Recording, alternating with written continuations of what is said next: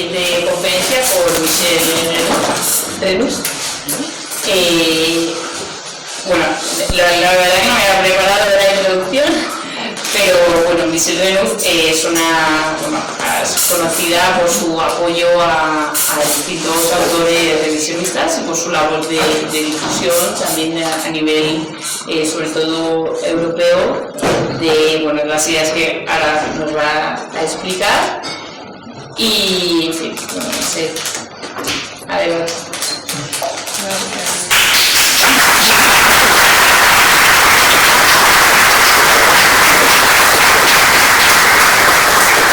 Thank you, Laura.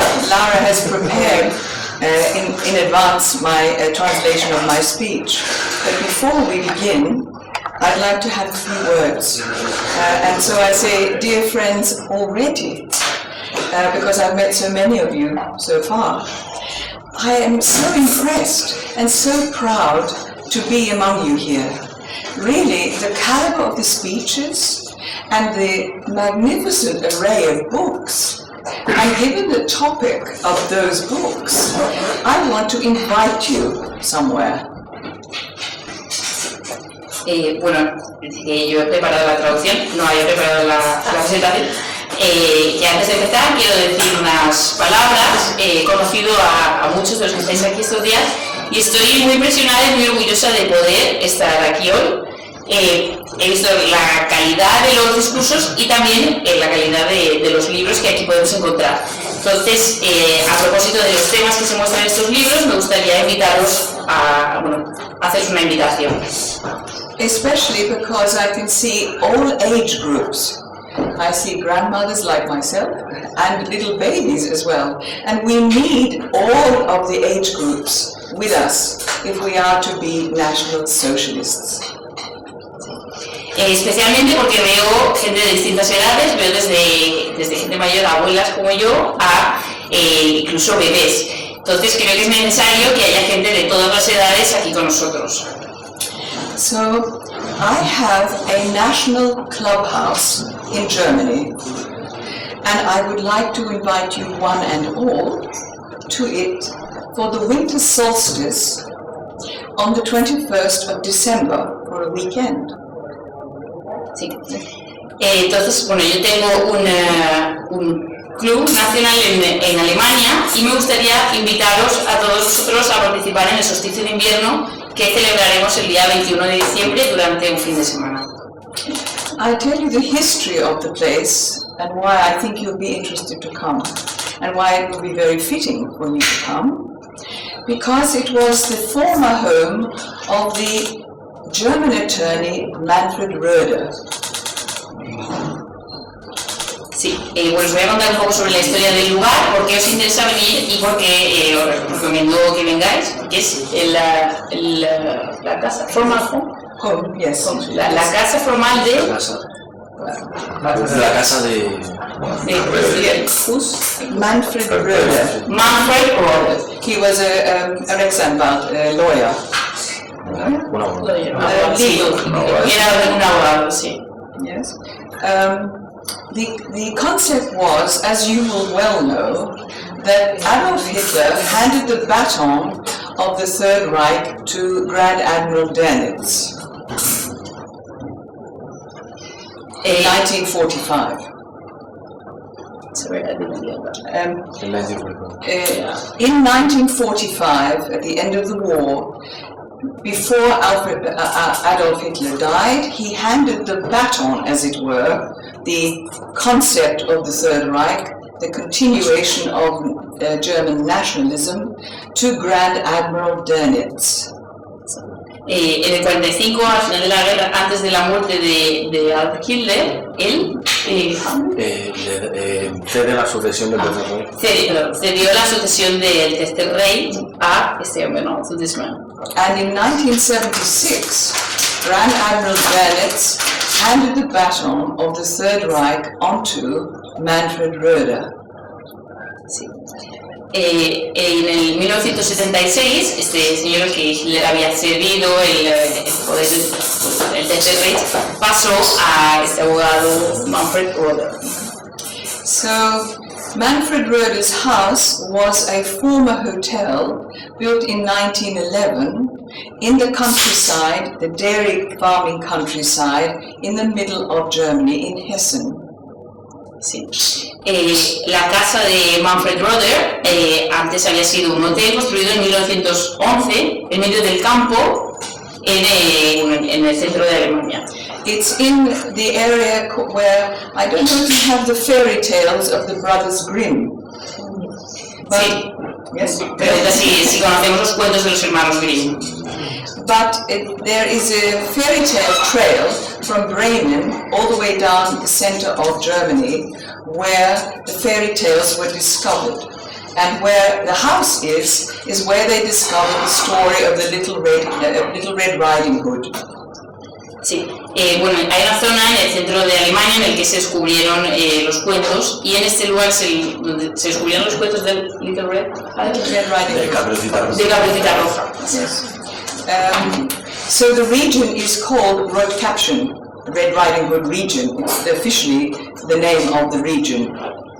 Sí, la región se llama Red Riding Hood region. Caperucita, ok. La región se llama la región de Caperucita Roja por este descubrimiento del cuento de Caperucita Roja. So in about 2014, when Manfred was dying of 2 lots of cancer, he pleaded with me for 2 years to buy the property.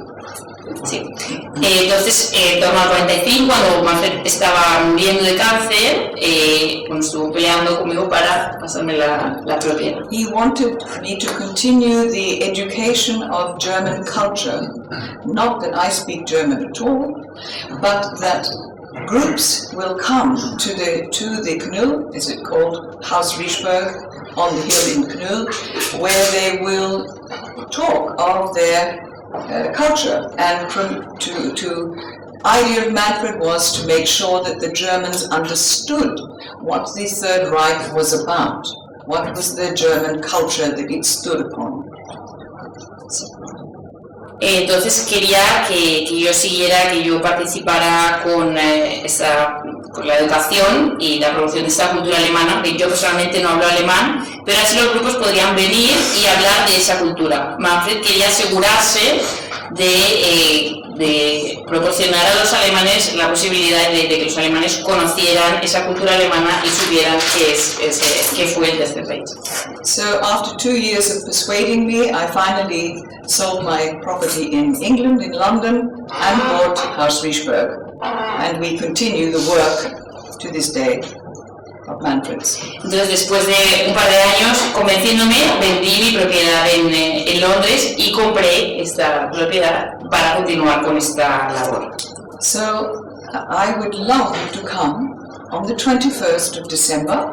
We celebrate with a big fire to celebrate our ancestors, and we sing and dance, and we have a great time, and it's an international clubhouse. Many people come from other different lands, and I know very well, before we have the jab problem again, at the moment it's open to come to Germany. Soon there will be another problem. So I urge you to come while you can. Sí. Entonces, bueno, me gustaría que vinierais este 21 de diciembre a celebrarlo, hacemos una hoguera, celebramos a los ancestros, bailamos y lo pasamos muy bien. Y bueno, se trata de un club internacional en el que hay mucha gente de distintos países y bueno, sé que ahora es posible venir, está abierto y luego tal vez habrá otro problema, así que os invito a que vengáis ahora mientras podéis. But it's very necessary in order to protect my place, so we can continue the work, and also to protect yourself, because the police surveil my property every day.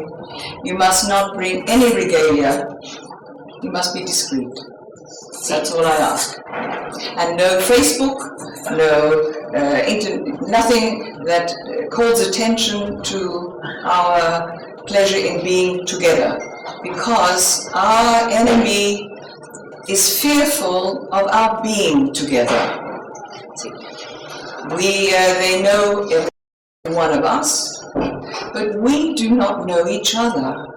And if we did know each other worldwide, we would be less fearful and stand up together.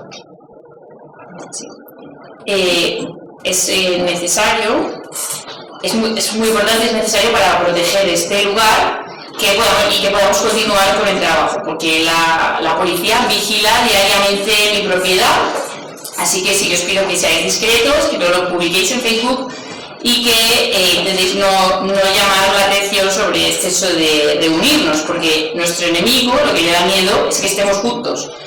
Nosotros nos conocemos todos, pero no nos conocemos realmente unos a otros, ¿no? Si ese fuera el caso, si nos conociéramos unos a otros, no tendríamos tanto miedo y sería más fácil levantarnos. So, if you're interested, you can discuss all the details later. But I thank you already, Laura, because she has already in advance prepared the translation of my speech, and now we will commence. So I sit down for this. Si os interesa, luego podemos discutir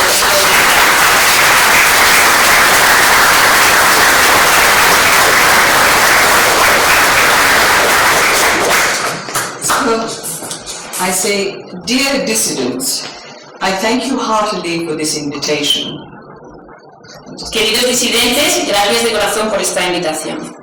I am proud to say that for many years, my long-standing friend and splendid Spanish comrade, Pedro Varela, has brought me to conferences in Barcelona, Madrid, and Mexico. There we have stood with legendary exponents of, as our classical Greek forebears identified, the four inseparable classical virtues. These are the standards that make a man, according to the Greek tradition, a man and a woman. Estoy orgullosa de poder decir que durante muchos años mi viejo amigo y fantástico camarada español Pedro Varela me ha invitado a conferencias en Barcelona, en Madrid y en México. En ellas hemos estado con algunos legendarios exponentes de lo que nuestros antepasados griegos identificaban como las cuatro inseparables virtudes clásicas. Estos estándares hacen que un hombre sea un hombre o una mujer.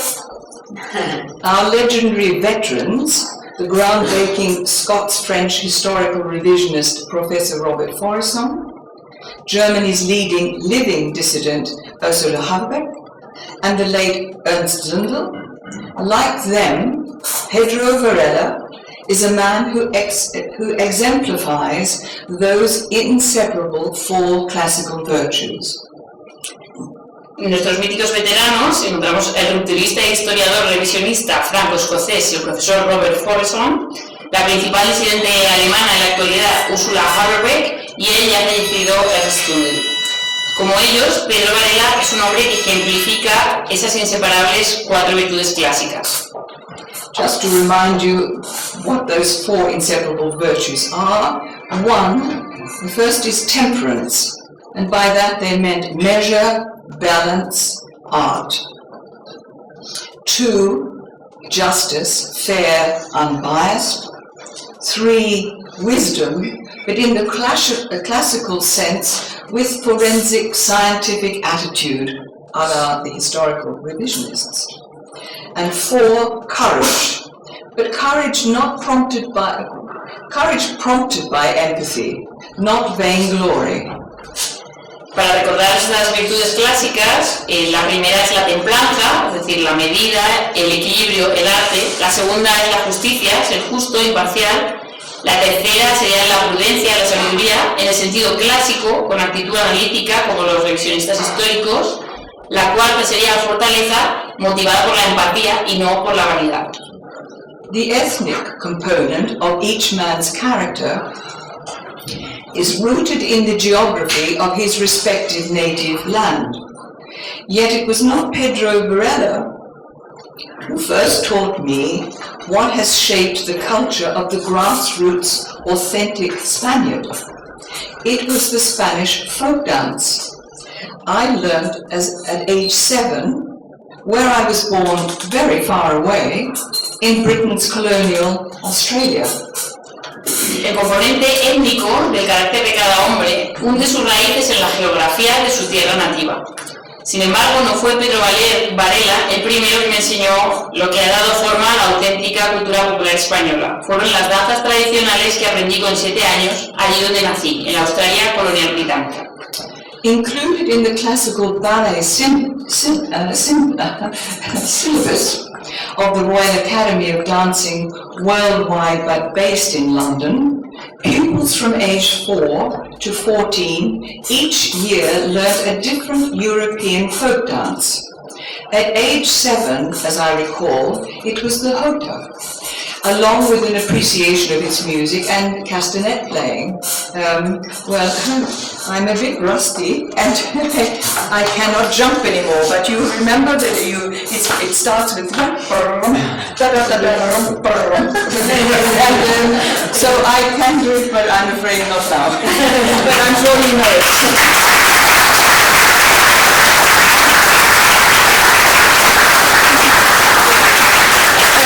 You will have to demonstrate, do you? Dice que yo tengo que bailar también. Incluido en el programa de ballet clásico de la Royal Academy of Dancing, con alcance mundial pero con sede en Londres, los alumnos de entre 4 y 14 años cada año aprendíamos una danza popular europea diferente. Con 7 años recuerda que fue la jota, junto con una muestra de su música y toques de castañuela. O sea, bueno, dice que está un poco oxidada, pero que puede hacer, pero hoy no. Se ha hecho esta demostración. So later on, we were taught the flamenco dance, and at age 14, I performed on stage with a touring Spanish company, Lucilio's company, in fact. We were to understand how the fauna and the flora of Spanish landscape inspired the dancer's organic relationship with nature, in imitation of the bird's flight in the arms and the egg. Well, you know the arms, they are the birds here. You have in the distinctive arch and the posture of the back, very, very distinctive Spanish dancing. It has something to do with the horse and the footwork, and then and in the posture of the chin, the very defiant, willful look of the chin, which is reminiscent of the bull. So it's very organic. It relates. Your dancing is very, very exceptional and very much related to the fauna and flora around you, as is our speech and language. I've added, I'm sorry. That was how, in childhood, I first learnt about the artistic characteristics of the truly Spanish people and other European nations, including Russian, by their geo-related dances. And never did I imagine that I would be sitting before you to tell you this many years later. Sí, después nos enseñaron flamenco y con 14 años me subí a un escenario con una compañía española de gira, era Lucilius, la compañía. Queríamos comprender cómo la fauna y la flora del paisaje español inspiraban la relación orgánica de la danza con la naturaleza, imitando el vuelo de los pájaros, con los movimientos de brazos y manos, el característico arco que recuerda el noble equilibrio de la cabeza del caballo y la postura del mentón, también muy característica de este baile español, imitando intencionadamente al toro que embiste. Así es como en la infancia aprendí primero las características artísticas de los verdaderos españoles y de otras naciones europeas, incluyendo a Rusia, por sus danzas en función de la geografía, aunque nunca me imaginé que iba a estar aquí hoy para contar. Folk dances have their regional grassroots and thereby communally shared meaning, which no disco or nightclub act can ever serve as substitute to raise the spirits of a proud and happy folk.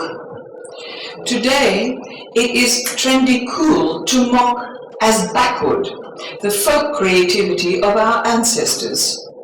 Sophisticates spurn tradition to prefer their advance to barbaric ape-like trends and drug-induced repetitive rhythm, which renders teenagers lonely, isolated, disorientated, and out of touch with older generations.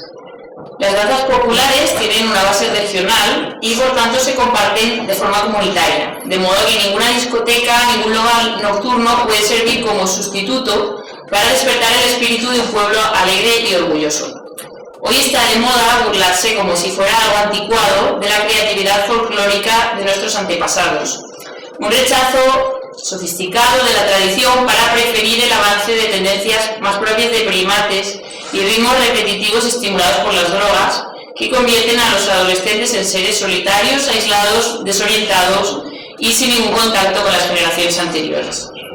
I wonder now how many Spanish school children get a grounding in their native folk dance. School children in England are not taught any folk dances, and instead at age 4 are introduced only to disco decibels, along with its aptly uncoordinated gyrations, whose expression lacks all content or contact interaction. The dancing is like ape-like. Sí. Me pregunto a cuántos niños españoles en edad escolar tienen conexión con sus danzas populares. A los niños en edad escolar en Inglaterra no les enseñan ninguna danza popular. Al contrario, a los 4 años solo saben de decibelios discotequeros y de sus giros descoordinados que no tienen ningún tipo de contenido ni contacto o interacción. By the time in 1970, when I performed and read for a licentiateship at the Royal Academy of Dancing at its headquarters in Knightsbridge, London, I found the folk dances of Europe and also ballet's aristocratic deportment court dance origins were completely eliminated entirely from the curriculum worldwide. European folk dance and court dance history vanished. In fact, when I pointed out this sad fact, had I but known or realized it at age 24 at the time, indeed this was my first protest as a political dissident, had I but realized. Pero en la época de 1970, cuando actué y leí para una licenciatura en la Royal Academy of Dance, en su sede en Knightsbridge, Londres, descubrí que las danzas populares de Europa y también los orígenes del porte aristocrático del ballet se habían eliminado completamente del todo del currículum en todo el mundo. Las danzas europeas y la historia de las danzas cortesanas desterradas y desaparecidas. De hecho, me he dado cuenta de que cuando puse de manifiesto este triste hecho, del que me di cuenta cuando tenía 24 años, fue mi primera protesta como disidente político. Apropos, when last I spoke in Spain, I presented a paper on the European Union maps at Pedro Varela's event. These maps show the intention of the European Union is to sweep away, to vanish, all historical national borders, together with our nation's historical names. There will be no Spain, Italy, Belgium, etc. on the maps. On the official EU website, it said that in 2008, this idea was so that our grassroots authentic culture should be eliminated because aliens flooding into formerly indigenous white lands should not feel alienated by white European history and culture, which naturally includes our feel-good communal indigenous songs and dances. Those white genocidal cancel culture EU maps need wide exposure. A propósito de esto, de la desaparición de las danzas del currículum, la última vez que hablé en España presenté un informe sobre los mapas de la Unión Europea en un evento de Pedro Varela. Estos mapas muestran la intención de la Unión Europea de arrasar, de desterrar, de evaporar todas las fronteras nacionales históricas junto a los nombres históricos de las naciones y sus culturas populares. Es decir, ya no habrá más España, más Italia, más Bélgica. La razón que daban en el sitio web oficial de la Unión Europea en 2008 era que los extranjeros que inundan las tierras que solían ser de los blancos autóctonos no deberían sentirse alejados por la historia europea blanca y por su cultura, que naturalmente incluye nuestras danzas y canciones comunes y autóctonas. Estos mapas de la Unión Europea, de la cultura de la cancelación y del genocidio blanco, deberían tener una enorme difusión. Singing and dancing together is racially empowering. That is what I'm trying to tell you. In Germany, we have the leading exponent of those inseparable four classical virtues in the folk teacher called Nikolai Nerling. Up and down Germany, he is teaching all age groups, from babes in arms to grandpa and grandma. He brings them together in a happy community spirit folk dance. Folk dances, actually. I have recommended to Britain's excellent patriotic alternative movement that they introduce folk dancing at all their family activities. In kindergartens, because of multiculti, infants are introduced to nothing but opportunities to adult disco gyrating, to equally meaningless repetitive noise. Cantar y bailar juntos sirve como una forma de empoderamiento racial. Esto es lo que intento decir. En Alemania encontramos el principal exponente de esas inseparables 4 virtudes clásicas en el maestro popular Nikolai Nerling. Por toda Alemania está enseñando a grupos de todas las edades, desde bebés hasta abuelos y abuelas. Le reúnen alegres danzas populares y comunitarias. Yo he recomendado al excelente movimiento británico Patriotic Alternative, Alternativa Patriótica, que introduzcan las danzas populares en todas sus actividades familiares. En las guarderías, debido al multiculturalismo, a los niños solo se les presentan oportunidades de bailar como si fueran un mono adulto en una discoteca con un ruido repetitivo y sin sentido. Incidentally, I will be inviting members of the Patriotic Alternative for the winter solstice. I would like you to meet them. Que de paso aprovecho para decir que los miembros del movimiento Patriotic Alternative que citaba también van a participar en el solsticio, así que os invito a ir ahí a conocerlos. ¿Y dónde será esto? En Alemania.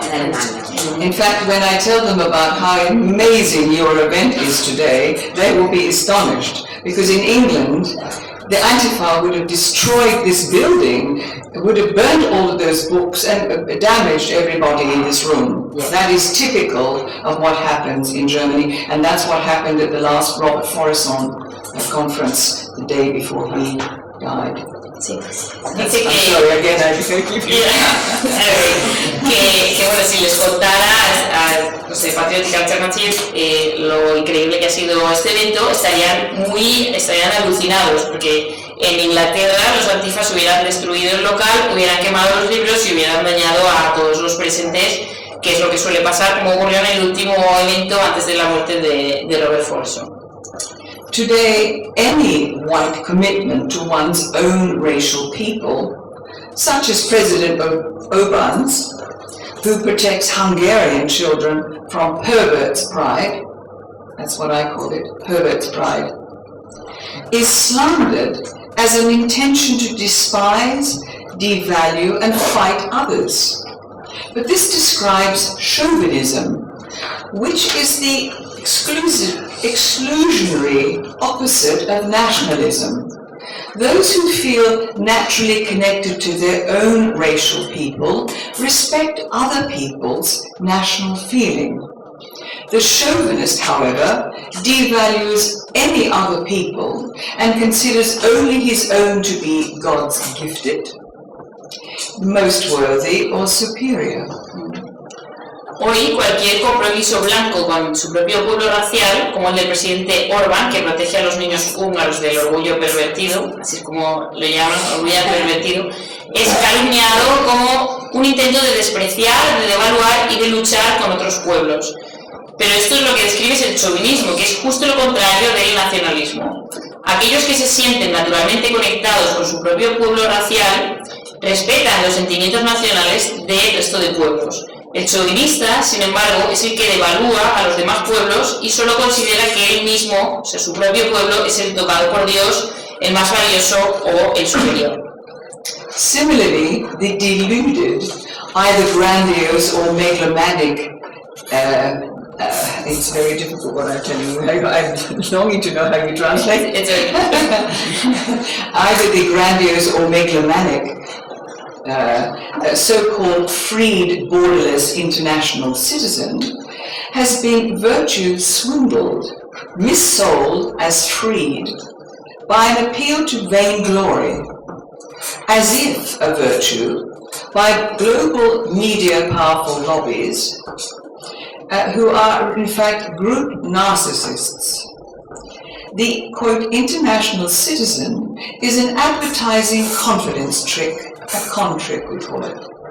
They obey to cancel all rational opposition to a graceless, amoral, graceless, first names only superficiality of fake familiarity. People call you by your first name when they call you from Mumbai to sell you something, as if it's friendly.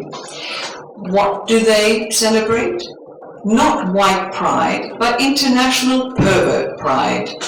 That is, an anti-family, anti-biological, LGBTQBXYZ world, which leads to paedophilia, and it's reliant upon a sinister artificial intelligence engineered by sociopaths. Igualmente, el ingenuo, ese grandioso megalómano llamado ciudadano internacional liberado y sin fronteras, ha sido estafado. Se le han colado como liberado con una llamada a la soberbia vanidad como si fuera una virtud por parte de lobbies narcisistas que controlan los medios de comunicación a nivel global. Ese ciudadano internacional es un engaño publicitario, lo que podríamos llamar un timo. Obedecen para eliminar, para cancelar cualquier oposición racional a una falsa cercanía sin raza, amoral y llena solo de la superficialidad que ofrecen los nombres de pila. Te llaman desde Bombay para venderte algo, pero te llaman por tu nombre de pila, ya parece que sea cercano. ¿Qué celebran estos? No celebran el orgullo blanco, sino el orgullo pervertido internacional. Una orden mundial antifamiliar, antibiológico y deformado por el LGBTQP-XYZ, que lleva a la pedofilia y que confía en una siniestra inteligencia artificial diseñada por sociópatas. Yet nationalism is nature's own biopolitical concept. Belief in one's own people is a feel-good commitment to one's ancestral continuity, in gratitude for our forebears. A German poet, Will Vesper, expresses our ancient yet living genetic lineage in translated paraphrase like this: keep your blood clean. It is not just yours. It flows from afar. It flows beyond. It is heavy with ancestry, and the whole future flows within. Keep clean the clothes of your immortality. End quote. Nature bonds us to our racial continuity by tribal community. It prompts duty, pride in, and appreciation for loyal service to it. There is a feel-good willingness when common sense reflects our coordination in the interest of a common folklore and civic values. Folk dance is its expression.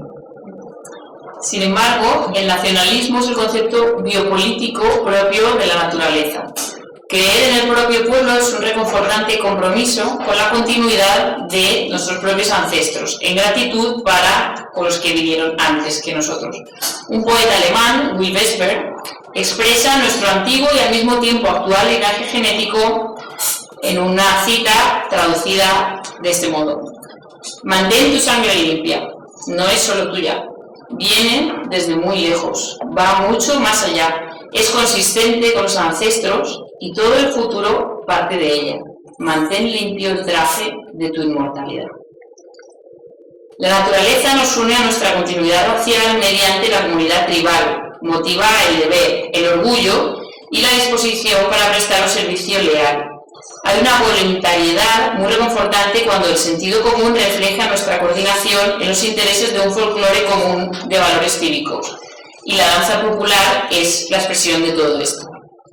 By the way, that poem I found Manfred had left at the house at Riesberg. That poem, Ese poema, it was on the wall at Haus Riesberg, left by Manfred Roeder. It sums up the idea of Haus Riesberg as a nationalist or internationalist clubhouse. Y de hecho encontró este poema en esa casa de Manfred Roeder, que da una idea del trabajo, de la importancia para las nacionalistas. Until the attempts of anti-national powers, those amoral neoliberalists, the anti-Gentile globalists who abolish nations, as evidenced by those European Union maps, where all of the names of our nations are wiped away. The ethnic concept of people was a self-evident consciousness in all peoples. Brexit was not only about business economics. The British voted for their sovereignty. If given a chance, the indigenous taxpayers would vote to take back their country. But patriotic alternative leaders expressed it well, that we were never asked. We live in a democracy, but we were never asked. Hasta los intentos de poderes internacionales, o esos neoliberales amorales, los globalistas antigentiles que suprimen las naciones, como queda claro en esos mapas de la Unión Europea en el que todos los nombres estaban borrados, el concepto étnico de pueblo era una conciencia obvia en todos los países. De hecho, el Brexit no solo fue una cuestión económica. Los británicos votaron por su soberanía. Si se les da una oportunidad, los contribuyentes nativos votarían para recuperar su país. Pero, como subrayaron los líderes de Patriotic Alternative, nunca nos preguntaron. Vivimos en una democracia, pero nunca nos preguntaron. Our British poet Rudyard Kipling, in 1908, foresaw the risks of multiculture thus. This is his poem. The stranger within my gates, he may be evil or good, but I cannot tell what powers control, what reasons sway his mood, nor when the gods of his far-off land shall repossess his blood. Unquote. Nuestro poeta británico Rudyard Kipling en 1908 ya previó los riesgos del multiculturalismo así, y cita el poema: el extraño dentro de mis puertas puede ser bueno o malo, pero no puede saber lo que le controla, qué motivos dominan su actitud, ni cuándo los dioses de su lejana tierra recuperarán su sangre. Enoch Powell, a member of parliament, noted that in the early 1950s there were fewer than 100,000 non-whites in Britain.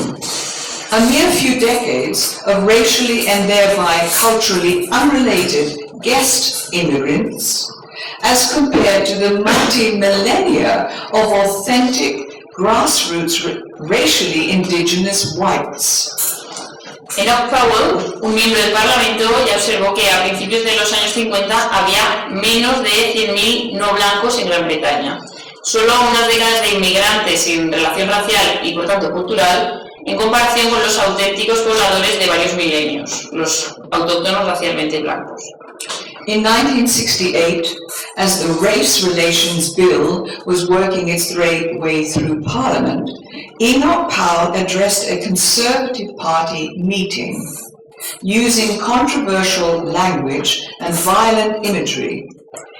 He strongly opposed mass migration into Britain, particularly from non-white Commonwealth countries. Powell raised the spectre of race war, in part through his use of the phrase, quote, like the Roman, I see the river Tiber foaming with much blood, end quote. As a result of this dissident speech, Powell was sacked from the Conservative shadow cabinet and became an icon for opponents of alien mass immigration. Sobre 1968, cuando la ley de relaciones raciales se abría camino hacia el Parlamento, Powell habló en una reunión del Partido Conservador usando un lenguaje controvertido e imágenes violentas. Se opuso tenazmente a la inmigración de masas en Gran Bretaña, especialmente procedente de los países no blancos de la Commonwealth.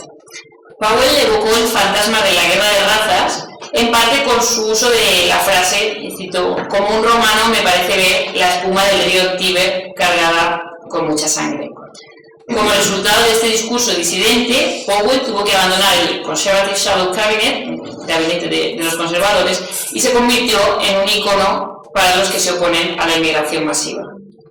So turning directly to the disaster of mass migration into whites-only countries, if the original European community is damaged by the targeted infiltration of racially foreign peoples, loyalty to the host country and peace within an overburdened economy can hardly be maintained. Along England's coastline, we are being pirated by millions of socially engineered economic migrants, while swindled into welcoming these fighting-fit black browns for when, as the wit and wisdom of the late Colonel Gaddafi warned, whites in Europe will, quote, will be like sugar in coffee.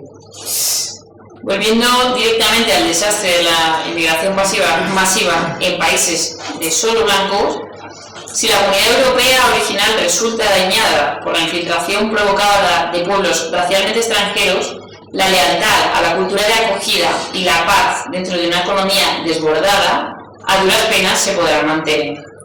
Por toda la línea de costa de Inglaterra estamos siendo abordados por millones de migrantes económicos y estafados con la acogida de estos combativos negros y marrones hasta que, como el ingenio y la sabiduría del difunto coronel Gaddafi advirtieron, los blancos en Europa serán como el azúcar en el café.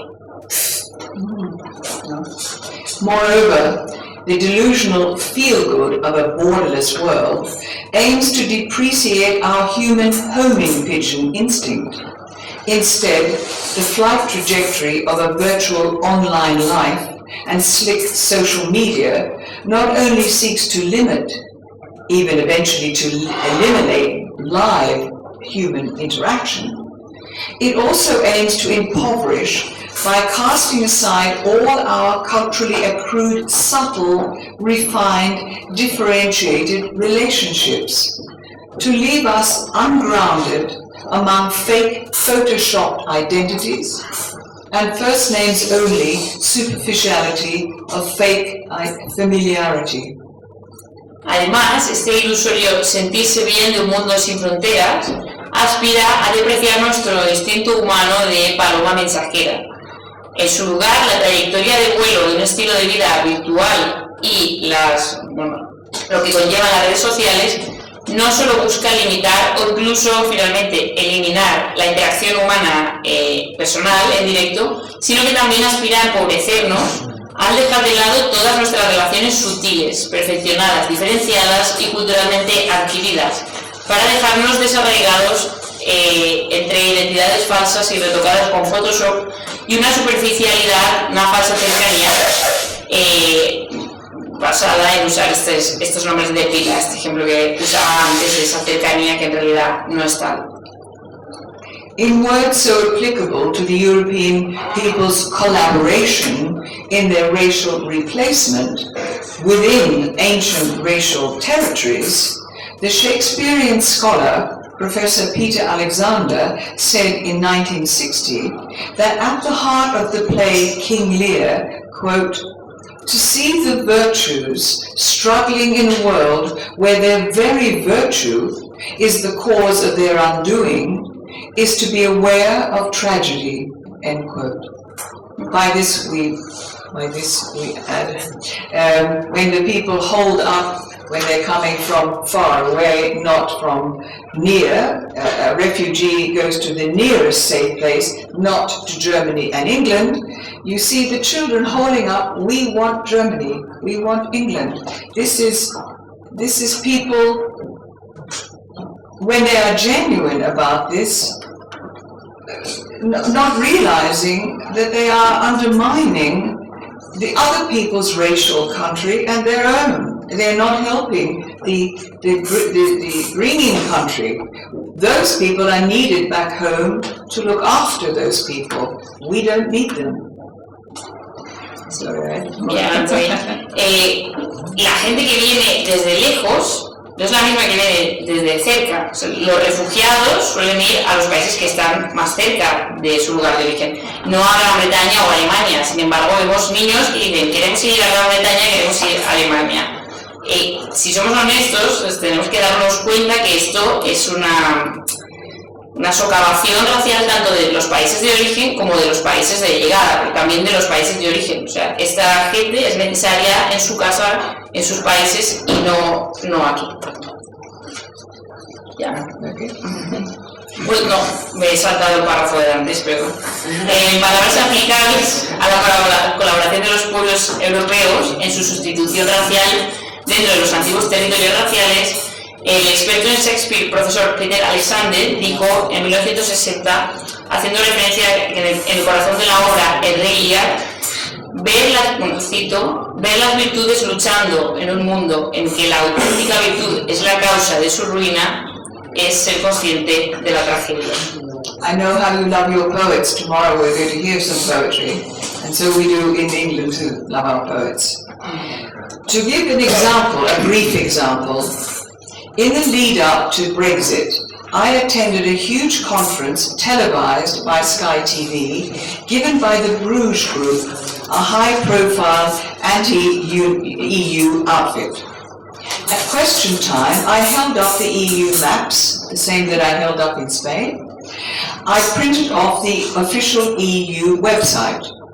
Wiped off these EU maps are all European nation names and historical borders. These are replaced with new imaginary regions with new imaginary names. My question to the panel: why is the Bruges Group ignoring the intentions indicated on these EU maps, which shows how the white European race, along with its cultural inheritance, are likewise to be erased through conquest by non-European mass migration?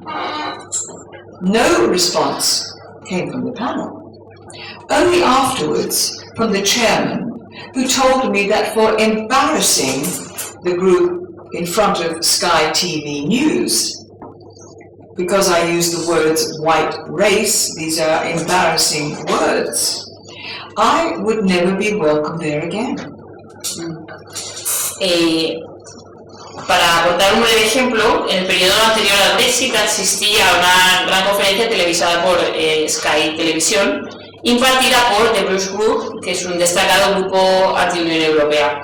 En el turno de preguntas mostré los mapas de la Unión Europea, los mismos que había mostrado en España, que había impreso de la web oficial de la Unión Europea, en los que todos los nombres de las naciones europeas y las fronteras históricas habían sido borrados de la Unión Europea y se habían sustituido con nuevas regiones imaginarias y nuevos nombres imaginarios. Mi pregunta a los oradores fue ¿por qué The Bruges Group estaba ignorando las intenciones indicadas en estos mapas de la Unión Europea que muestran cómo la raza blanca europea junto con su herencia clásica están igualmente siendo borradas mediante la conquista por la inmigración masiva no europea? No me dieron ninguna respuesta. Solo después, el presidente me dijo que por avergonzar al grupo delante de Sky Televisión y por mencionar estas embarazosas palabras que son raza blanca, nunca más volvería a ser bienvenida. No doubt today the upstanding black billionaire Kanye West would receive the same disdain for drawing attention and proving the fact that Zionists tyrannize via their monopolistic control and ownership of the media plus all propaganda outlets, including, as I discovered while working on various TV channels in Britain, via their veto on who gets a satellite TV broadcasting license. You can start a channel, but they decide whether you can have it. Blacks, too, like ye, are figuring out that they are being duped by the BLM, Black Lives Matter, mantra, because like whites, they too are part of the GLDM. Gentile lives don't matter. Blacks like ye are proving that they too do not matter if they name the tyrant behind all political correctness. Y sin duda, hoy el respetable multimillonario negro Kanye West recibiría el mismo desprecio por llamar la atención y demostrar que los sionistas tiranizan mediante su control monopolístico y la propiedad de los medios de comunicación con todos los canales de propaganda, incluyendo, como pude descubrir mientras trabajaba en varios canales de televisión británicos, con su veto quien consigue una licencia de emisión de televisión por satélite. Tú puedes abrir un canal, pero ellos deciden cuándo y cómo funciona. Los negros que se parecen demasiado a él están dándose cuenta de que se están embaucando con ese mantra del BLM, Black Lives Matter. Porque igual que los blancos, ellos también forman parte del GLDM, Gentle Lives Don't Matter. Las vidas de los gentiles no importan. Los negros como West están demostrando que ellos tampoco importan cuando nombran al tirano que hay detrás de toda la corrección política. Some British nationalists seek to cancel, delete the very mention of Colonel Gaddafi from the pages of history. This petty bias against Gaddafi is because Gaddafi saw the Zionist British policies towards Irish nationalists as unjust, just as he saw Zionist British and Allied unjust justices toward Libya. Such narrow, quote, blind loyalty, I do not believe in blind loyalty, to the British establishment balks ways to inform the general public, black, brown and white, that the real hero for the African peoples was its late great Libyan leader, the guide, Colonel Gaddafi, an effective national socialist who really raised the independent economic well-being of all of his socialist peoples, Libyan, Arab, Jamahiriya. This was especially so for women's education, as it is in Iran, despite the conservative media lies about Iran. As the Australian veteran journalist John Pilger recently concurred in public with me in London, quote, the BBC biased propaganda is the most sophisticated. Algunos nacionalistas británicos intentan cancelar, eliminar incluso la mención del coronel Gaddafi de las páginas de la historia. Este mezquino prejuicio contra Gaddafi se debe a que Gaddafi veía las políticas sionistas británicas hacia los nacionalistas irlandeses como algo injusto, igual que veía a los británicos sionistas y a los aliados injustos con Libia. Esta obtusa lealtad ciega, y personalmente no creo en la lealtad ciega, al sistema británico obstaculiza las vías para informar al público en general, ya sea negro, marrón o blanco, de que el gran héroe para los pueblos africanos fue el último gran guía libio, el coronel Gaddafi, un nacionalsocialista de verdad que realmente despertó el bienestar económico independiente para todos en su gran Jamahiriya árabe Libia popular socialista. Esto fue especialmente así en la educación de las mujeres, igual que en Irán, a pesar de las mentiras intencionadas de los medios. De hecho, el veterano periodista australiano John Pilger recientemente me dio la razón en público en que la propaganda tendenciosa de la BBC es la más sofisticada. As a genuine role model for all nationalists, especially the Europeans, Colonel Gaddafi warned the UN, the United Nations and the EU, that if they fail to help him keep marauders from Chad mass migrating through Libya to invade Italy, quote, Europe would turn black, end quote. Well, it is. And I'm very happy to see that you have books here celebrating Colonel Gaddafi.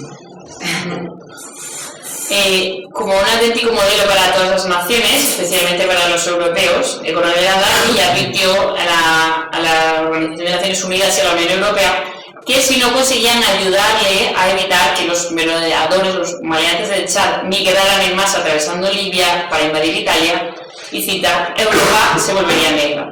Y eso es lo que tenemos. De hecho, celebra que aquí haya libros dedicados a Gaddafi.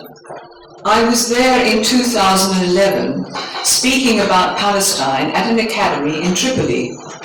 There I was given the opportunity to speak with Colonel Gaddafi. He then promised to send his private jet to bring me back in a month's time to prepare a UN resolution about Biribijam. It was to propose the first Jewish homeland option for the second, whose long existence highlights how obsolete, how unnecessary it was for a second Jewish 1948 homeland in ancient Arab Palestine. This second stolen homeland from the Palestinians has brought nothing but death and misery to all Israeli neighbors. British servicemen who fought to protect Palestinians in British-mandated Palestine from 1945 to 48 said that, quote, Jews today going to Palestine after 2 millennia to claim Palestine for themselves was as preposterous as Romans today going back after 2 millennia to Britain to claim Britain for themselves, end quote. Yo estuve allí en Libia hablando sobre Palestina en una academia en Trípoli y allí tuve la oportunidad de hablar con el coronel Gaddafi. Entonces me prometió enviar su jet privado para llevarme de nuevo en el plazo de un mes y preparar una resolución de la ONU sobre Birobidján. Se trataba de proponer la primera opción ya existente para una parte judía cuya larga existencia destaca lo obsoleta y lo innecesario que era crear una segunda parte judía en 1948 en la antigua Palestina árabe. Esta segunda patria, robada a los palestinos, solo ha traído muerte y miseria a todos los vecinos de Israel. Los soldados británicos que lucharon para proteger a los palestinos durante el mandato británico de Palestina, del 45 al 48, dijeron, cito, que los judíos vayan hoy a Palestina después de 2 milenios para reclamar Palestina es tan descabellado como si los romanos fueran a Gran Bretaña 2000 años después y la reclamaran para ellos. My postgraduate years were spent reading for a degree in the psychology of religion. I take an interest in secular religious reasons for the UN resolutions being flouted. As you know, Israel flouts all UN resolutions. On January the 20th, 2022, this year, the German and Israeli governments submitted a draft for a resolution to the UN Assembly, General Assembly, calling upon all nations of the world to do everything in their power to suppress any disagreeing voices on the Holocaust. This resolution, which is in violation of the UN's Universal Declaration of Human Rights, guaranteeing freedom of speech and expression, Preamble and Article 19, passed with only one government speaking against it, and that was Iran. What we say here today, we can say in Iran, but we cannot say it in England or France. Los años después de graduarme los pasé leyendo para un grado de psicología de la religión y me interesé mucho en las razones principalmente religiosas para que algunas resoluciones de la ONU se incumplieran. el 20 de enero de 2022, este mismo año, los gobiernos alemán e israelí presentaron el borrador para una resolución de la Asamblea General de Naciones Unidas haciendo un llamamiento a todas las naciones del mundo para hacer todo lo posible para suprimir las voces discordantes sobre el Holocausto. Esta resolución, que es una violación de la Declaración Universal de los Derechos Humanos de la ONU que garantiza la libertad de expresión, preámbulo del artículo 19, fue aprobada y solo hubo un gobierno que dijo algo en su contra, que fue el gobierno de Irán. De hecho, hoy se pueden decir cosas en Irán que no se pueden decir en Gran Bretaña o en Francia. And soon it will come to Spain. Y pronto de España. And worldwide, actually. Y en todo el mundo. The late Harry Elmer Barnes, founder of the US magazine The Barnes Review, whose motto is, quote, history accord with the facts, clarified that, and I quote him, unless and until we break through the historical blackout now imposed even by public policy and enable the peoples of the world to know the facts concerning international relations during the last quarter of the century, there will be no hope for peace, security and prosperity which the present triumphs of science and technology could make possible. The well-being of the human race, if not its very survival, is very literally dependent on the triumph of forensic revisionism. El fallecido Harry Elmer Barnes, fundador de la revista estadounidense The Barnes Review, cuyo lema es, cito, dejar la historia conforme a los hechos, aclaró que, a no ser que podamos atravesar la censura histórica, ahora apoyada incluso por las políticas públicas, y permitamos que los pueblos del mundo conozcan los hechos sobre las relaciones internacionales durante el último cuarto de siglo, no puede haber esperanza real para la paz, la seguridad y la prosperidad que los éxitos actuales de la ciencia y la tecnología pueden hacer posible. El bienestar de la raza humana, e incluso su propia supervivencia, es literalmente dependiente del triunfo del revisionismo forense.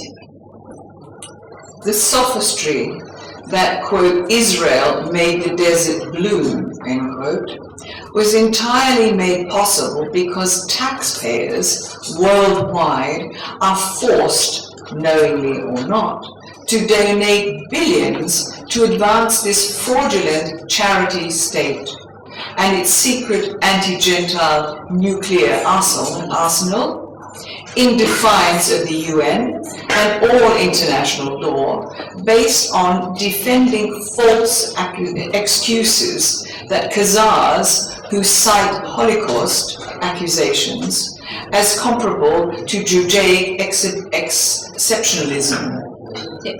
El sofisma según el cual Israel ha hecho que el desierto florezca ha sido completamente posible porque los contribuyentes de todo el mundo están forzados, a sabiendas o no, a donar miles de millones para fomentar esta caridad fraudulenta con el Estado y su arsenal secreto antigentil, en contra de la ONU y de todo el derecho internacional, y basándose en defender falsas excusas para los házaros que afirman que las acusaciones del Holocausto son comparables con el excepcionalismo judío. The ever peaceful Jewish Republic of Azerbaijan, established and still viable since 1928 on the southeast border of Russia with China, displaced no one in its inception and where all the street signs are still in Hebrew. Gaddafi agreed that the criminal Zionist entity which had conquered occupied Palestine by murder and replacement mass immigration was aided greatly by myth-addling historical lies. In 2011, Gaddafi agreed with me in similar words said to me in 2008 by the Iranian President Ahmadinejad. After I'd spoken about Palestine on the record from his podium, and he said to me in English, this is Ahmadinejad, You and me, we see it the same. And Gaddafi said the same. Dr. Ahmadinejad is another admirable exponent in many ways of the four inseparable classical virtues when he gave that magnificent conference in 2006 in Iran, which allowed all sides of the Holocaust to be reviewed. Sí, la siempre pacífica República Judía de Birmania, establecida y todavía viable desde 1928 en la frontera sureste de Rusia con China, no desplazó a nadie en su creación y todos los carteles siguen estando en hebreo. Gaddafi estuvo de acuerdo en que la entidad sionista criminal que había conquistado la Palestina ocupada, valiéndose del asesinato y del reemplazamiento mediante la inmigración masiva, estuvo muy ayudado por mentiras históricas que se confunden con mitos. En 2011, Gaddafi estuvo de acuerdo conmigo en palabras similares a las que me dijo en 2008 el presidente iraní, el doctor Ahmadinejad, después de que yo hablara sobre Palestina, de su propia tarima. Ahmadinejad le dijo en inglés que usted y yo lo vemos de la misma forma, lo mismo que había dicho Gaddafi. El doctor Ahmadinejad es otro admirable exponente en varias formas de las cuatro inseparables virtudes. The Jewish state's secular founding father, Theodor Herzl, drew up its state blueprint for genocide in 1897. He recorded in his diaries a transparent euphemism that, quote, "We shall disappear the indigenous poor to impose a Jewish state upon non-Jews who will replace the indigenous from everywhere. A biblically incited genocide going on to this day, but planned in 1897 when Adolf Hitler was aged 8, and thereby entirely irrelevant, as is the missold Holocaust of 1919 and 1940s, to Herzl's sly plan to conquer Jerusalem as the mystique center for world Zionist supremacy. Jerusalem, even for Herzl, a secular Jew, works wonders as the world's most potent advertising logo. Antes había añadido que, a propósito de las palabras de Ahmadinejad, que cuando dio esta fantástica conferencia en 2006 en Irán, en la que permitió a todas las partes que pueden tener algo que decir sobre el Holocausto revisar sus posturas e intercambiar, realizar un debate.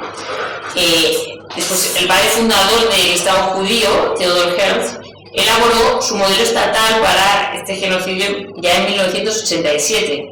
Registró en sus diarios con un claro eufemismo que debemos hacer desaparecer a los autóctonos pobres para imponer un Estado judío sobre los no judíos que reemplazaría a los autóctonos de todas partes.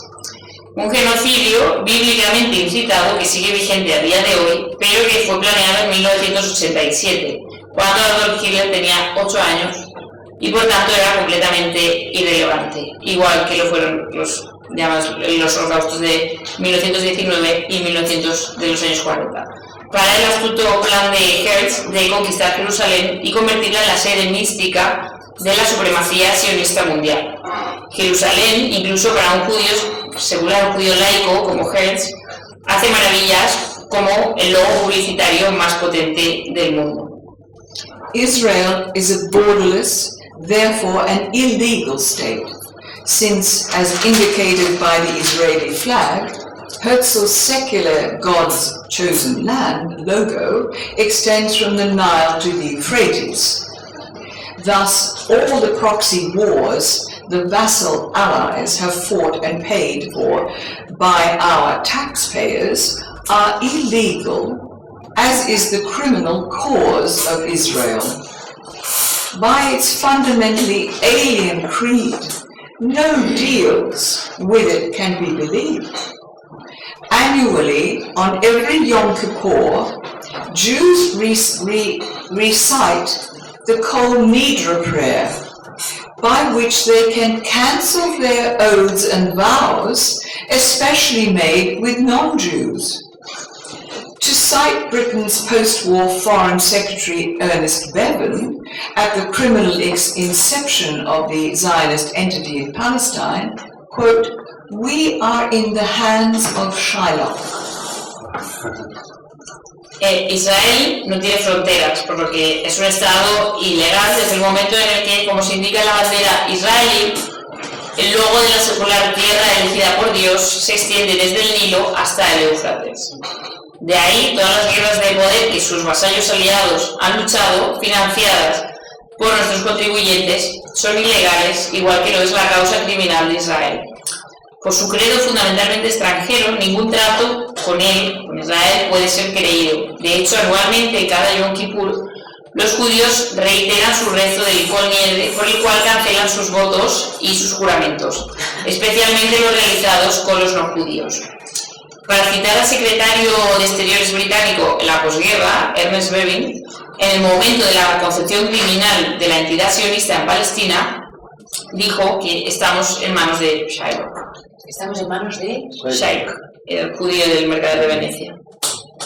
The pound of flesh in the Merchant of Venice. The fearful thraldom to the world Zionist state will not be lifted from the world's compliance with Khazarian Jewry until it's moved from the most potent advertising location to its first safe Jewish homeland of Birobidzhan, leaving behind its secret nuclear arsenal so that all of the world can survive Zionism's rogue insanity. Meanwhile, now we, white Europeans, facing conquest from endless mass migrating aliens, are the new Palestinians who must shut up or be locked up in our fake haven of democracy for dissidents. La terrible esclavitud del Estado sionista mundial no se levantará de la conformidad del mundo hasta que los judíos házaros sean retirados de su potente ubicación publicitaria y sean reubicados en su primera patria judía, de Birobidzhan, dejando atrás su arsenal nuclear secreto, de forma que todo el mundo pueda sobrevivir a la malvada locura del sionismo. Mientras tanto, nosotros, los blancos europeos, nos enfrentamos a ser conquistados por infinitos extranjeros que migran en masa. Vemos que somos los nuevos palestinos que debemos callarnos o quedarnos encerrados en nuestro falso filo de democracia para disidentes. From childhood, I have been a tool of propaganda. When a lifelong career began for me as a photographic model and international TV commercials actress. So I know firsthand about the hidden persuasion and false advertising packaging in selling products like beauty, creams, coffee, banking, motor cars, which are no different to the tricks of packaging wars and fake competitive democratic politics. All advertising, like all institutions, has a political component.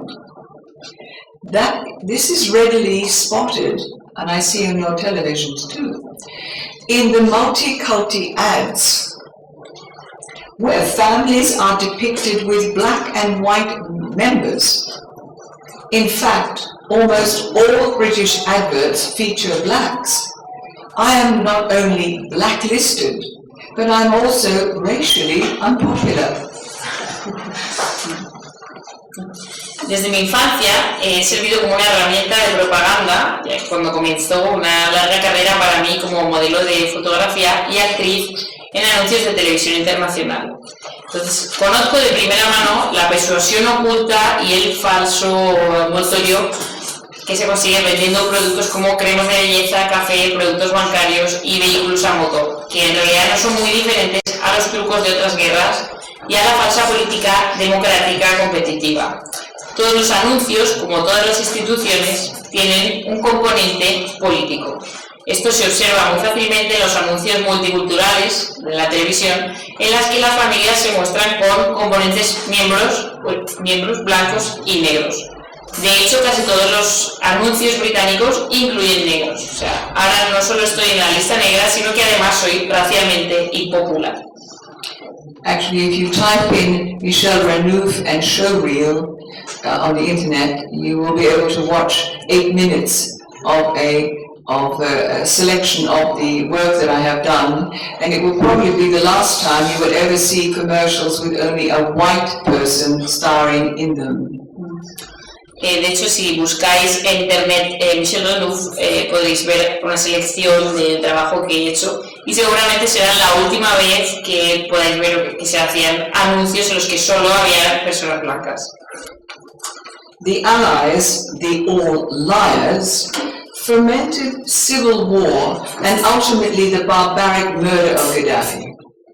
This leader, who had long driven out the meddling USA and the UN from Libya, this remarkable Libyan leader, a role model for all nationalists, was by example and in many ways an exponent of the four inseparable classical virtues.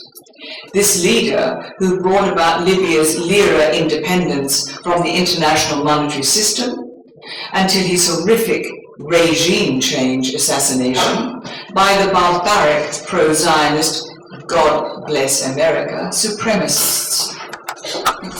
Los aliados, y hacen un juego de palabras entre allies for liars, aliados mentirosos, fomentaron la guerra civil y al final el bárbaro asesinato de Gaddafi, el líder que durante mucho tiempo había impedido la intromisión de los Estados Unidos y de las Naciones Unidas en Libia. Este destacable líder libio, que es un modelo para todos los nacionalistas, fue, por ejemplo, en distintas formas, un exponente de nuestras 4 virtudes clásicas. Este líder que consiguió la independencia de la lira libia del sistema monetario internacional hasta su terrible asesinato de cambio de régimen por los bárbaros supremacistas prosionistas de Dios bendiga América. Those same Washington, D.C. meddlers in other people's countries have their military bases encircling Iran, China and Russia. Now NATO has induced another intergentile brothers' war between Russia and Ukrainians, but this time headed openly by a bragging Jewish anti-Gentile Zionist predator president. Los mismos métodos de Washington DC que en otros países tienen sus bases militares rodeando Irán, China y Rusia. Ahora la OTAN ha favorecido otra guerra en hermanos gentiles entre Rusia y Ucrania, pero esta vez liderada abiertamente por un presidente sionista, fanfarrón, judío y antigentil. Duped Iranian university students are being groomed by subversive meddlers operating within Iran for regime change, which is plain to see. They are betted on Western TV news and social media by virtue celebrities who are cutting their hair to liberate Iran. Frankly, we could do with being liberated from feminism's crude advancement. Western women now throw away all awareness of human dignity by displaying their dimpled, visibly thonged buttocks in see-through tights as normal London streetwear, not a pretty bovine sight. Los engañados estudiantes iraníes de la universidad están siendo preparados por infiltrados subversivos que operan dentro de Irán para favorecer un cambio de régimen, como no es difícil ver. Las noticias de la televisión occidental y las redes sociales les instigan con famosos que se cortan el pelo para liberar Irán. Y francamente lo que nos vendría bien es liberarnos del crudo avance del feminismo. Las mujeres occidentales ahora están tirando por la borda cualquier conciencia de la dignidad humana, mostrando sus culos en tanga con medias transparentes en un día cualquiera en Londres, como si viéramos el culo de una vaca. These liberating university students are deployed as goading agents to undermine Iran's politically correct moral dress code for women, because in fact the hijab, as Iran's moral dress code, is the front line of its cultural defense against a Zionist American fashion freedom, as is the morale of the morally unified Palestinian women. This Western feminist freedom fraud for women, like fraudulent democracy, effectively fools women into degrading themselves and flaunting their womanhood immodestly to dress like prostitutes, ever since the 1960s hippie turn-on, drop-out resolution, which ushered in today's apt cow rings in their noses. Estas liberadoras estudiantes universitarias son utilizadas como agentes de acoso para perjudicar el código de vestimenta moralmente estricto para las mujeres de Irán. Porque de hecho el hijab como norma de vestuario iraní es la primera barrera de su defensa cultural contra la libertad de corte sionista americano, igual que para la moral de las mujeres palestinas moralmente unificadas. Este fraude de la libertad feminista occidental para las mujeres, igual que la democracia fraudulenta, de verdad embauca a estas mujeres para vestirse como prostitutas desde la revolución hippie de los 60, con el turn on, drop out, enciende, déjate llevar, que dio paso hasta los pendientes la nariz como si fueran anillos de vaca que llevaban.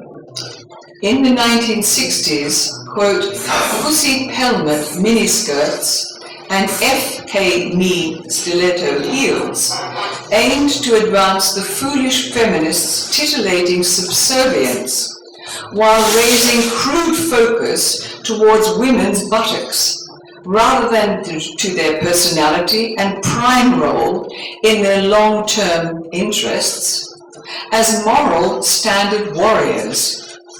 Even the female revolutionary nun, so-called bodyguards for Libya's eccentric leader, were clad in modest uniforms. Las minúsculas minifaldas de los 60 y los tacones de aguja que decían "fuck me" pretendían anticipar la excitante sumisión de las estúpidas feministas mientras aumentaban, estimulaban una burda atención hacia el culo de las mujeres en lugar de a su personalidad y a su rol principal, en su propio interés a largo plazo, su rol principal como guerreras de los patrones morales. Incluso las revolucionarias monjas guardaespaldas del excéntrico líder libio estaban cubiertas con uniformes modestos. Now women have succumbed to flaunting their in-your-face, skin-tight trousers on all occasions, a crass stupidity that no man would see as freeing or empowering to permit their genitalia to be on view in public for women to size up and down and evaluate, thankfully. Ahora las mujeres han sucumbido a hacer alarde de sus ajustadísimos pantalones en cualquier ocasión, lo cual es una enorme estupidez, pues a ningún hombre le puede parecer ni liberador ni empoderador permitir que sus genitales estén a la vista del público para que las mujeres los miran y los evalúen. Y menos mal.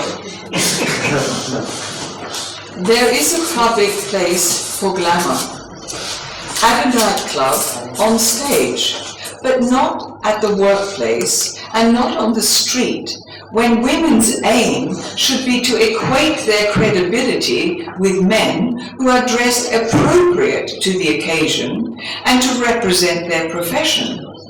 Women neither enhance their political credibility nor their Facebook, TikTok narcissism do they when they defend against our enemies' cultural regression to vulgar values. The human wardrobe irony is that Western and Eastern men dress as modestly as Muslim women. For we see men's bodies mostly from the wrist down and the neck up. Men are the smarter sex, from whom feminists have learned nothing. For owing to the male wardrobe, women may only assess a man as a whole, not in his parts. Hay un espacio público para el glamour que está en un club nocturno o en el escenario, pero no en el lugar de trabajo ni en la calle, donde el objetivo de las mujeres debería ser igualar su credibilidad con la de los hombres que se visten adecuadamente para la ocasión y representar su profesión. Las mujeres no potencian su credibilidad política con su narcisismo en Facebook o TikTok, ni tampoco se defienden de nuestra regresión cultural hacia valores vulgares. La ironía del vestuario humano es que los hombres del este y del oeste se visten tan modestamente como las mujeres musulmanas. Podemos ver los cuerpos de los hombres principalmente por debajo del tobillo y por encima del cuello. Los hombres son el sexo más inteligente, del que las feministas no han aprendido nada. Y considerando el vestuario masculino, ahora las mujeres solo pueden evaluar a un hombre en su conjunto y no por partes. To conclude, I'd like to tell you briefly what dissidents are doing in London. With my English colleague, Dr. James Thring, a retired architect and strategic planner, we have founded the Classical Virtues Club. This is its badge. The intention is, you can judge for yourself who might be the demon, the Satan in the bottom that's being pierced. The intention is to celebrate our people whom we rate as exponents of the four classical inseparable virtues. I'm tired of hearing about our enemy. I'd like to hear about our people and what we are doing. And since those virtues should be the four pillars of our governance, we aim to apply the law to those who govern us. In particular, the law which forbids taxpayers' money from being used to fund wars on other countries who have not attacked our nation. Para finalizar, me gustaría contaros brevemente lo que estamos haciendo los disidentes en Londres. Junto a mi compañero, el Dr. James Thring, un arquitecto jubilado y un planificador estratégico, hemos fundado el Four Virtudes Club, el Club de las Cuatro Virtudes. Esa es la insignia, la muestra ahí, podéis ver quién es el demonio si la miráis desde aquí. La intención de este club es homenajear a las personas que consideramos que son exponentes de las cuatro inseparables virtudes. Y como estas virtudes deberían ser los cuatro pilares de nuestra gobernanza, nuestro sistema de gobierno, aspiramos a aplicar la ley a los que nos gobiernan. Y en especial la ley que prohíbe que el dinero de los contribuyentes se utilice para financiar guerras en otros países que no han atacado a nuestra nación. The method is by withholding tax payments, a percentage of which will be placed lawfully into local trust funds, until the government can prove it has not used any taxpayers' money to fund illegal wars. This way, we undermine Rumpelstiltskin without ever having to name him. In the Brothers Grimm fairy tale, Rumpelstiltskin, he spins straw into gold, and vice versa, like Rothschild. But if you name him, he loses his economic power and mystique. La forma de hacer esto es la retención de los pagos fiscales, de los pagos de impuestos. Un porcentaje de ellos se coloca legalmente en fondos fiduciarios locales hasta que el gobierno pueda demostrar que no ha usado nada de dinero de los contribuyentes para financiar guerras ilegales. De este modo debilitamos a Rumpelstiltskin sin tener siquiera que nombrarle. En el cuento de los hermanos Grimm, el enano saltarín, es el título en español, Rumpelstiltskin convierte la paja en oro y viceversa, como hace Rothschild. Pero si le nombras, pierde su poder económico y místico. Our fairy tales are political, and they have a political meaning, and that's why nowadays they are being adulterated from those meanings. Sí. Los cuentos son políticos y tienen también un significado político, y por eso ahora mismo cada vez están menos de moda estos cuentos. I give you an example of the Italian story of Pinocchio. Maybe you know Pinocchio, it's used very often for telling lies with our government. And My granddaughter brought home the book from school. She thought she was going to please me by showing me that she found the book that I'd been telling her about. But I found the book was not talking about having a conscience and not telling lies. It was about teaching children not to pick their nose. Well, it's a good idea to write a story to teach children not to do antisocial things. But now these stories are being removed from their original idea, which is our culture and our virtues and our idea of how to conduct the world, not via the Kol Nidra prayer. But this is what is happening in all of the fairy tales. And in fact, you'd be lucky if you can find traditional fairy tales in the bookshops for children now. Sorry. I was a school teacher, you see, so I feel strongly about this, as well as being a grandmother.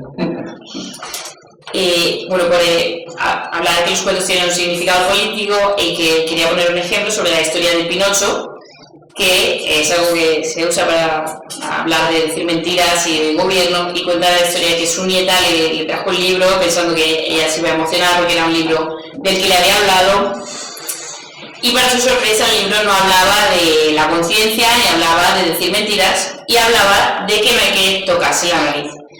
Está genial hablar de que no hay que tener conductas antisociales, no tocarse la nariz, pero lo cierto es que en la actualidad estas historias están eliminando la idea de origen, que es nuestra cultura, y la idea de cómo llevar, cómo gestionar, cómo debería ser, cómo comportarnos en el mundo.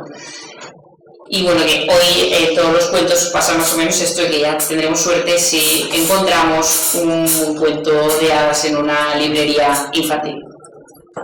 There is a way to overcome the fear of naming the powers that should not be. This withholding of unlawful tax spending is intended as a first step to establishing a taxpayers' party. We could do the same in Spain. Or at least a more viable referendum system as in the Swiss. The taxpayer gets to know and to have a democratic say on what and on whom taxpayers are to be levied, and how and on what they are to be spent. Such an electoral party would be popular with all taxpayers who have perforce a vested interest. We need a governance in which each citizen feels himself, herself, to be a productive stakeholder and therefore wishes to participate with pride in the nation's communal well-being in mutually respectful collaboration. Hay una forma de sobreponerse al miedo a nombrar los poderes que no deberían existir. Esta retención de los impuestos ilegales gastados es de hecho un primer paso para formar un partido de los contribuyentes, algo que puede establecer también en España, o al menos un sistema de referéndums más viable que el sistema suizo. Así el contribuyente consigue saber y se puede expresar democráticamente sobre qué impuestos se aplican y a quién, y cómo y en qué se gastan. Un partido electoral así sería popular entre todos los contribuyentes que forzosamente tienen sus propios intereses.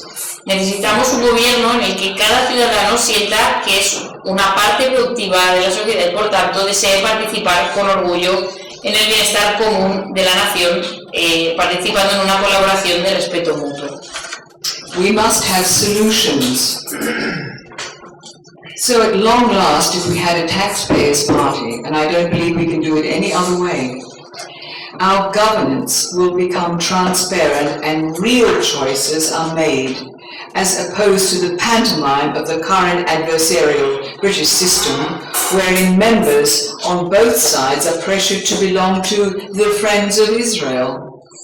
There is no democracy without choice, since both Conservative and Labour parties concur with the pro-Zionist lobby policy. It's a case of Britain being in permanent war debt to the essentially private Bank of England. Thus the paymaster of the piper calls the political tune. Por fin nuestra gobernanza sería transparente y las elecciones reales serían posibles, al contrario que en la pantomima del actual sistema británico de confrontación en el que los miembros de ambos lados son presionados para formar parte de los amigos de Israel. No hay democracia sin elección, ya que tanto el Partido Conservador como el Laborista concuerdan con la política del lobby prosionista. Hablamos de que Gran Bretaña está en una deuda bélica permanente con el Banco de Inglaterra, que es prácticamente privado. Y al final, quien paga elige el color político. We hope to change that tune by taking control of our taxes and their uses, at least concerning blood spilt and taxes spent on vanishing our race and banishing our classical virtues for the supremacy of Old Testament interests. And I say to you, and I think you will agree, no surrender. Esperamos cambiar ese color tomando el control de nuestros impuestos y sus usos, al menos en lo que respecta al derramamiento de sangre y a los impuestos gastados en hacer que nuestra raza desaparezca y en desterrar nuestras virtudes clásicas frente a la supremacía de los intereses del Viejo Testamento. Así que no nos rendiremos.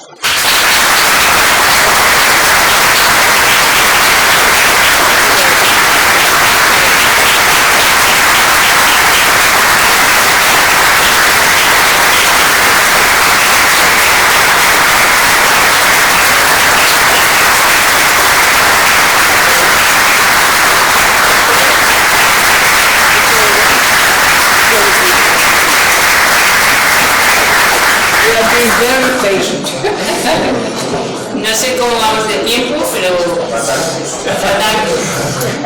¿Sí? Bueno, si alguien tiene alguna pregunta. Sí. A mí me gustaría, porque tengo curiosidad, hablar de cómo retienen los impuestos para cobrárselos al Estado. Exactamente me gustaría saber, si no lo puede detallar, cuál es la fórmula exacta, cómo lo hacen. Porque aquí, por ejemplo, cuando tú cobras la nómina, ya tienes los impuestos quitados, o menos el IRPF. Sí. Me gustaría saber si puede explicarnos cómo hace eso, si es diferente allí, cómo se paga para que no llegue eso del dinero al gobierno. Okay. Yeah, he's asking when you talk about that you retain taxes, how do you do that? Because in Spain, when you get paid your salary, just the state keeps. That is a problem, actually. That is a problem because usually people pay their taxes independently, but there are jobs where they take out the tax before you get it. We have to deal with that. We're looking into how we can do that. But it means that we will stop the enemy without ever having named the enemy. And we can have National Socialism in the normal way that biology dictates it's normal to have National Socialism.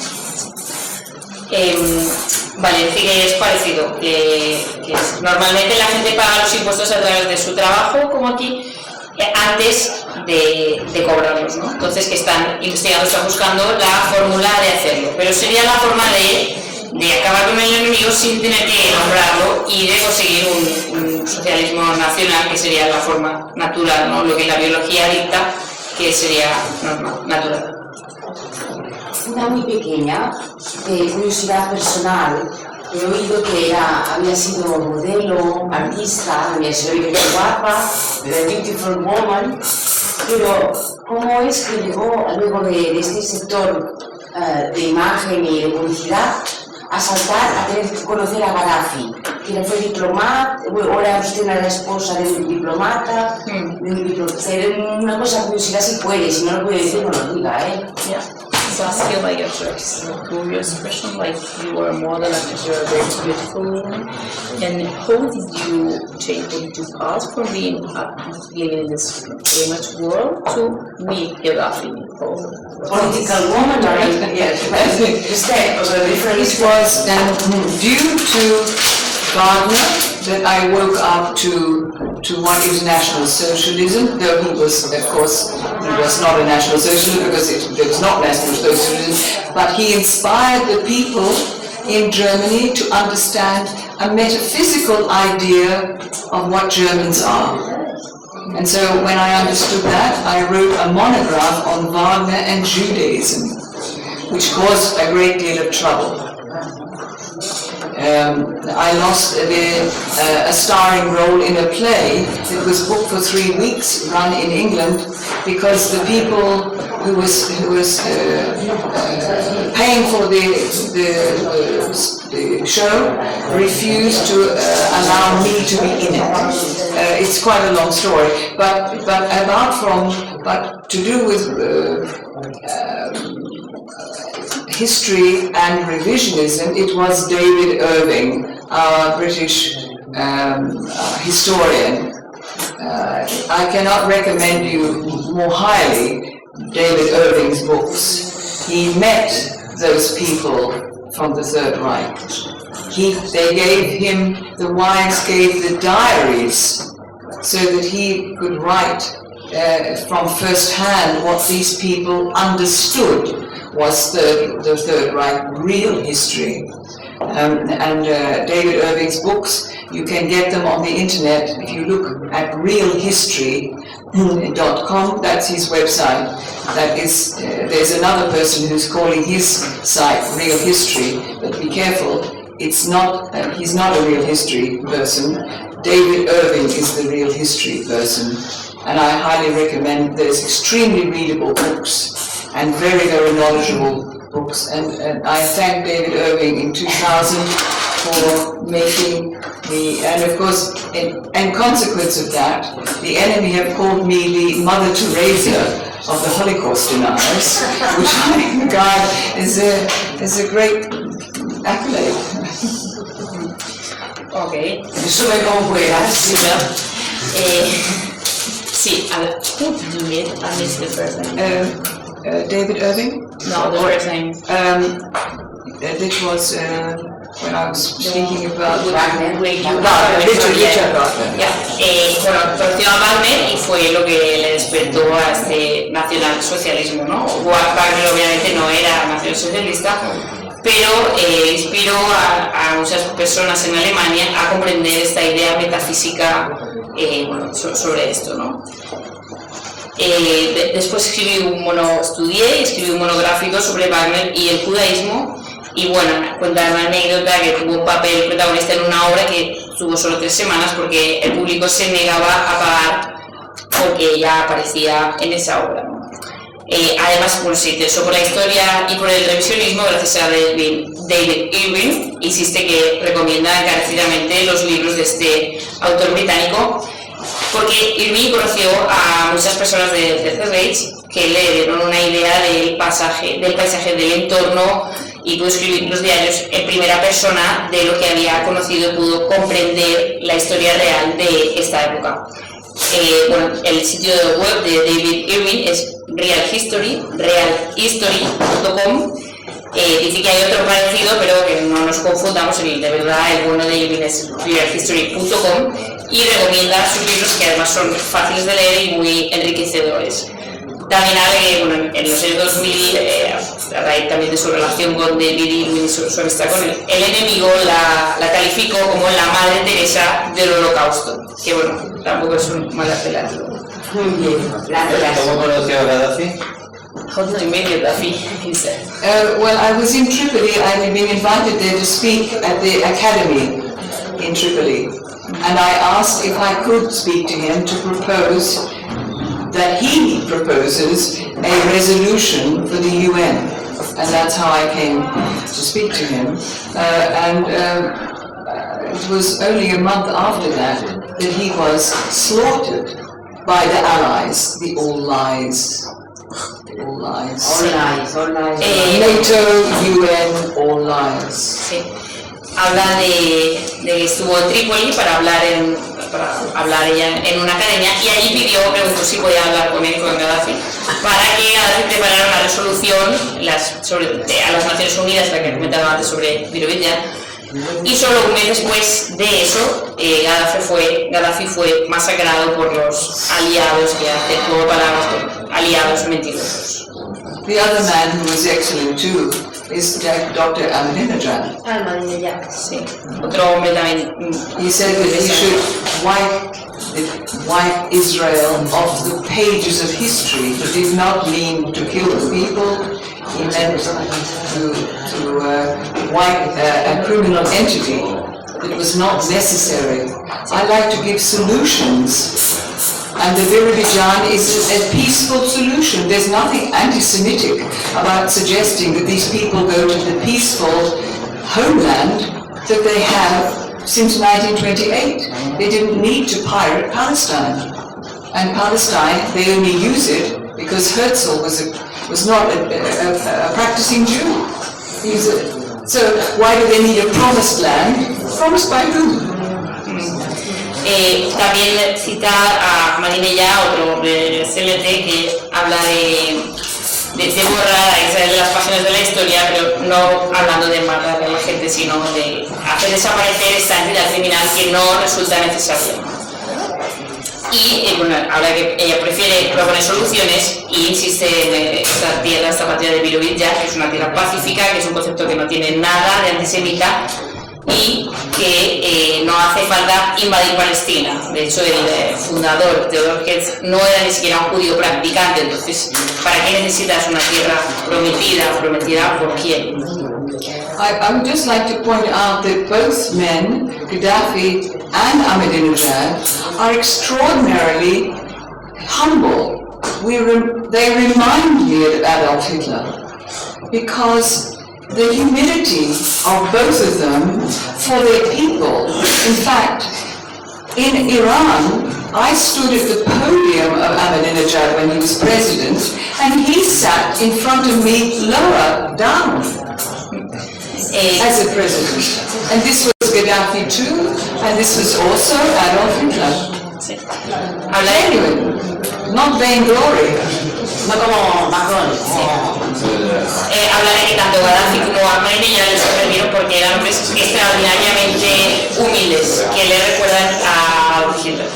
En su humildad, tanto sobre todo con su propio pueblo. De hecho, cuenta que en Irán ella pudo hablar desde la misma tarima de Ahmadinejad y él se sentó frente a ella a un nivel más bajo. Lo mismo que puede decir de Gaddafi o de Adolf Hitler.